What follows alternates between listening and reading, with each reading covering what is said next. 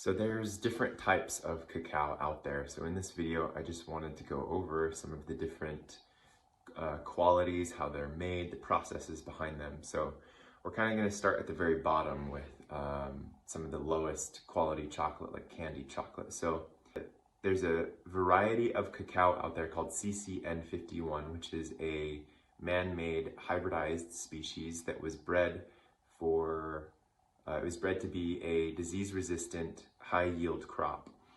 And the reason this came about was because not too long ago in cacao's history, there was a point at which almost all of the cacao trees were, they died off because of disease. And so we made a man-made hybridized species that could be used for commercial use. And so a lot of the candied chocolate bars you see in the market, Hershey's, Twix, stuff like that, is made with that CCN51 variety. It's important to know that that variety doesn't have the same nutritional profile or flavor as higher quality cacaos, okay? So now we're gonna go up to kind of the next tier, and you might, cacao powder.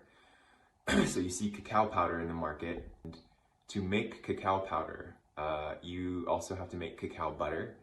And so it's just another processed version of chocolate.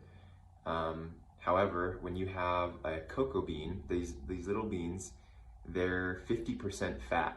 And so when you remove that fat from the cocoa bean, you're removing, it's healthy fat, but it's also a great delivery system for the active compounds like theobromine, phenylethylamine, anandamide, and so on.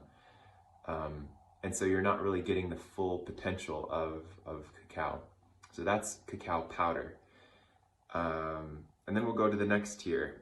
And there is people that make cacao paste and they turn it into a powder. And that's a good quality.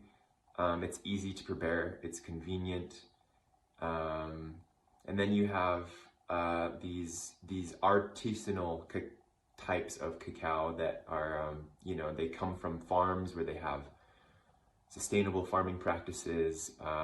They're direct trade from the producers at the farm to the manufacturers who end up roasting the cacao bean, peeling off the shell, using a melanger, which is the machine they use to grind cacao into a paste.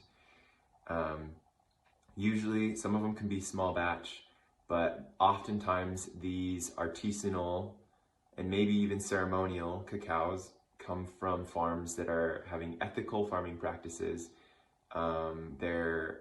Sometimes the farmers are taught better agricultural practices by the people who own the farms to continue to get that high quality.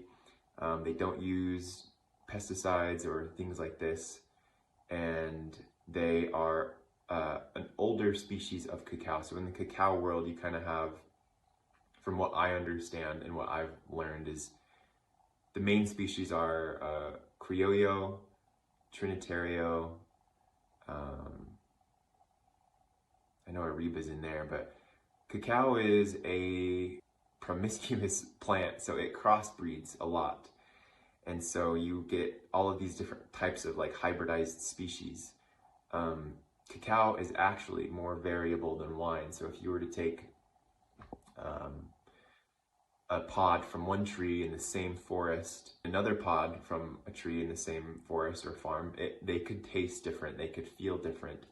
And even lot to lot. So a lot is just like a large quantity. So like 2,000 pounds, the next batch can taste different. So just wanted to give you some cacao education. I hope that helps you, and have a beautiful day.